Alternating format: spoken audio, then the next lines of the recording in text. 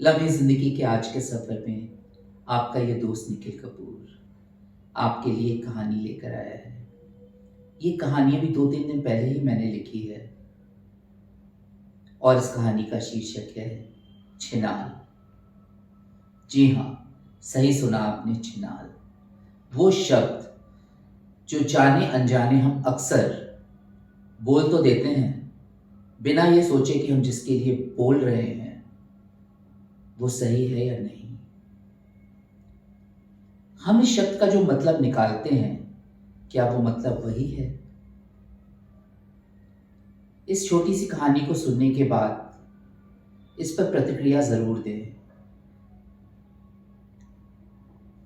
तो शुरू करता हूं कहानी छिनाल। साली छिनाल, क्यों? जब तक तेरी टांगों के बीच में मसली जाती थी तब छिनाल ना थी? वृंदा ने पलंग पर बैठे चादर की सिलवटों को ठीक करते हुए कहा। अरे, मुझे तो पहले ही अंदाजा था तेरी हरकतों का। वो तो बस निहाल ने मुंह से शराब का तेज भपका निकलकर आवाज के साथ साथ चारों तरफ फैल गया था। पता था तो बोला क्यों नहीं? तेरे मुंह पे ताले ठोके थे क्या किसी ने? वृंदा की आवाज जरा सी भी ऊंची नहीं थी। देख, तेरी बाप की इज्जत का लिहाज ना होता ना तो कब का तुझे घर के बाहर निकाल चुका होता। निहाल पास में बैठ रखी बैठ की कुर्सी पर लुढ़कता हुआ बोला। मेरे बाप की इज्जत, या यह कह कि तुझे घर लौटने पर अपनी टांगों के बीच में जवान गोश्त चाहिए था अपनी गर्मी निकालने के लिए। बोलते बोलते वृंदा की आवाज खनक गई। तो फिर क्या, ब्याह के लाया था तुझे? ये तो हक है मेरा। अच्छा, और मेरा हक? गर्मी तेरी टांगों के बीच में ही बढ़ती है। कितनी बार बोला था तुझे मुझे अपने साथ रख ले, या गाये बिगड़ाए कुछ दिनों के लिए अपने पास बुला लिया कर।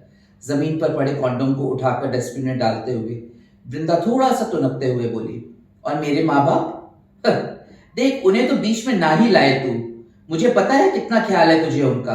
पिछली मर्तबा जब बाबा का दमा उखड़ा हुआ था तुझे फुर्सत मिली थी उन्हें अस्पताल ले जाने की? मिलती कहां से? तुझे तो बस अपनी गर्मी उतारने की पड़ी हुई थी। अपने कूलों के झटके के आगे तुझे उनकी खांसी सुनाई पड़ी कभी?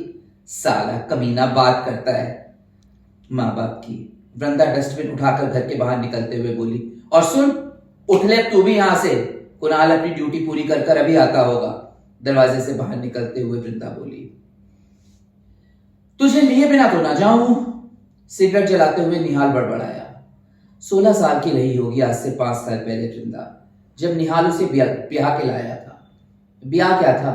वृंदा के माँ बाप का मुंह नोटों की गड्डी से बंद करके वृंदा को मोल लाया था निहाल। मुंह में जबान नहीं होती थी साली के, और अब देख कैसे बाजारू औरत की तरह जबान चला रही है। कितना चिल्लाई थी उस रात जब निहाल ने पहली बार उसे रौंदा था, फिर धीरे धीरे किसी पत्थर की तरह खामोश हो गई। हर 3-4 महीने में निहाल छुट्टी पर घर आता, कुछ दिन जी भर कर हल्का होता और फिर वापस लौट जाता। तू गया नहीं अभी तक? वृंदा ने डस्टबिन रखते हुए कहा। तू पेट से है? वृंदा के बाहर निकले हुए पेट की तरफ नजर डालते हुए निहाल बोला। हाँ हूं, तो तुझे क्या? वृंदा ने अपना दुपट्टा अपने पेट पर फैलाते हुए कहा। मेरा है? निहाल की आवाज में मर्दानगी की ठसक थी। न तेरा है न तेरे उस भाई का है, मेरा है। बोल कर क्या कर लेगा तू? वृंदा का चेहरा तप रहा था। बिल्कुल धंधे वालियों की तरह बात कर रही है तू। अरे कोई तो बाप होगा इसका। निहाल का मन हो रहा था वृंदा का छोटा पकड़ के 2-4 कस के जमा दे उसको, मगर उसे इंस्पेक्टर की बात याद आ गई कि वो वृंदा के साथ जोर जबरदस्ती नहीं कर सकता है। नहीं है कोई बाप इसका। 2 बूंद टपका देने से कोई बाप नहीं हो जाता है। अरे यार, बहुत मिलती है ये 2 बूंदे बाजार में, इसलिए तुम मर्दों को बहुत चौड़ा होने की जरूरत ना है। वृंदा ने कमरे में एक तरफ बने स्लैब पर रखे गैस के चूल्हे पर चाय का पानी चढ़ाते हुए कहा। उसकी आवाज इस समय फिर खनक रही थी। चाय पिएगा? बना रही हूं। तेरा यार आ जाएगा तो क्या बोलेगी? तुझे इतनी फिक्र क्यों हो रही है? तूने तो जो बोलना था बोल लिया। तुझे जरा सी भी ना लाज आई अपने ही देवर का बिस्तर गर्म करते? अरे डायन भी एक घर छोड़ देती है, तूने तो ना। बिस्तर के अलावा और भी कुछ होता है, ये तू ना समझेगा निहाल। चाय पी और निकल यहां से। निहाल को चाय का कप पकड़ाकर अपना कप लेकर पलंग पर बैठते हुए वृंदा ने छटपटाते हुए कहा, क्या नहीं दिया तुझे मैंने? अच्छा खासा इतना बड़ा घर जिसकी तू अकेली मालकिन है, और अभी पिछले फेरे में ही तुझे छाती जितनी लंबी सोने की चेन भी ला कर दी थी, उसका क्या? चाय का घूंट सुड़कते हुए निहाल मिनमिनाया। हाँ, जो नागिन की तरह डोले थी मेरी छाती पर, ना उसने ना तूने कभी जानने की कोशिश करी कि क्या चले है मेरी छाती के भीतर। वृंदा की आंखों का पनीलापन उसकी आवाज में उतर आया था। उस कोने वाली मास्टरनी ने तो तेरा दिमाग खराब कर दिया है। कितनी बार बोला था अम्मा को कि तुझे उसके साथ ज्यादा मेलजोल ना बढ़ाने दे। हर मर्द की ना पढ़ी लिखी अपने पैरों पे खड़ी औरत के आगे फटती है। तू कोई अलग ना है। अब ज्यादा मुंह ना खुलवा, चुपचाप अपनी चाय निपटा और चल यहां से। अपनी चाय खत्म करते हुए वृंदा ने कहा, मैं तो ना जाऊं, होती कौन है तू मुझे इस घर से निकालने वाली? मेरे भाई का घर है। सही कहा तूने, ये घर है, और हर घर ना औरत से बने हैं, तेरे मकान की तरह नहीं जिसकी हर ईंट पत्थर पर तेरा नाम लिखा है। हाँ, तो खून पसीने की कमाई से बनाया है वो मकान मैंने, नहीं तो तू भी अम्मा बाबा के साथ उस कच्चे कमरे में सड़ रही होती अभी तक। देख निहाल, बात तो बढ़ाए ना। तू ये बात कभी ना समझेगा कि औरत प्यार से कमाई जाती है, पैसे से नहीं।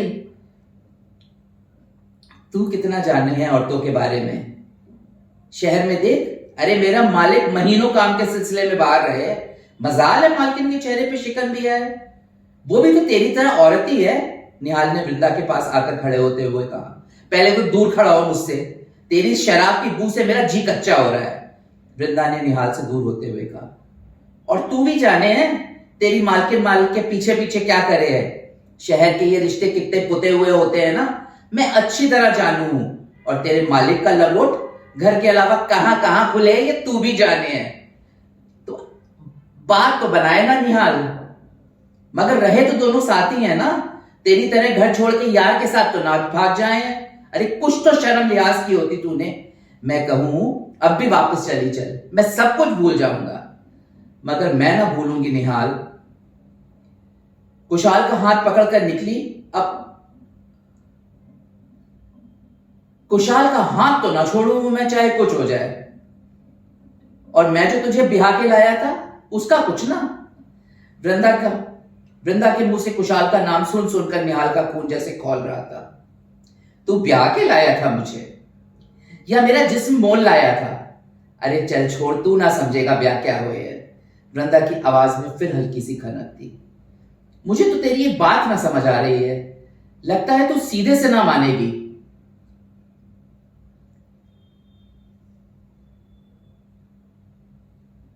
अब तेरे साथ जोर जबरदस्ती करनी ही पड़ेगी, निहाल ने वृंदा की कलाई पकड़ते हुए कहा। करके देख।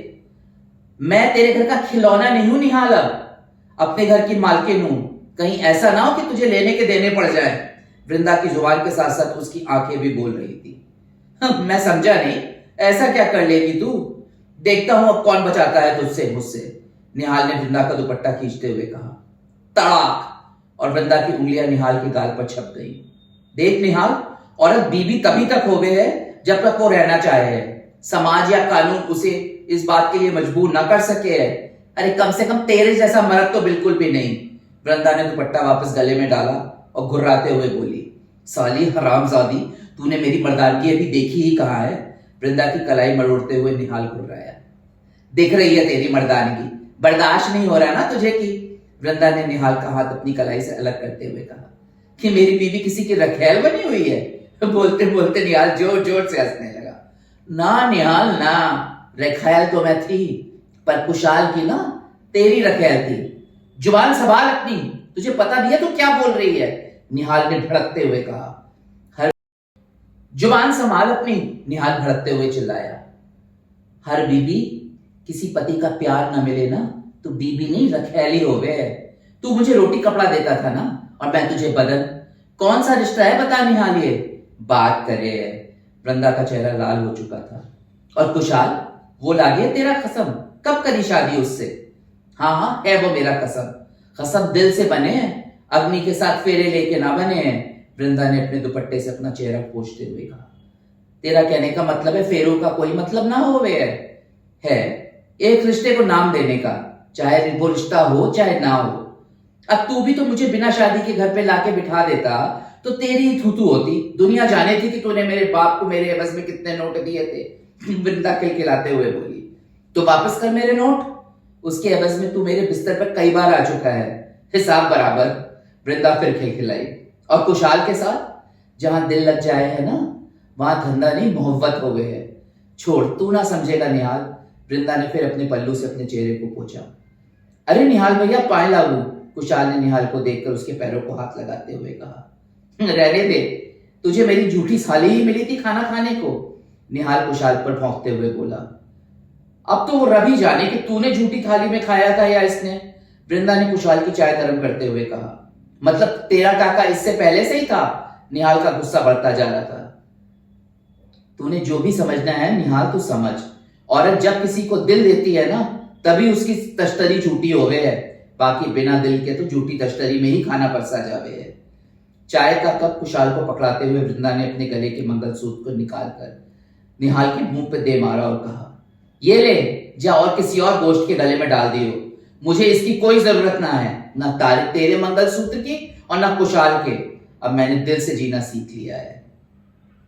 बताइएगा कैसी लगी आपको ये कहानी छिनाल।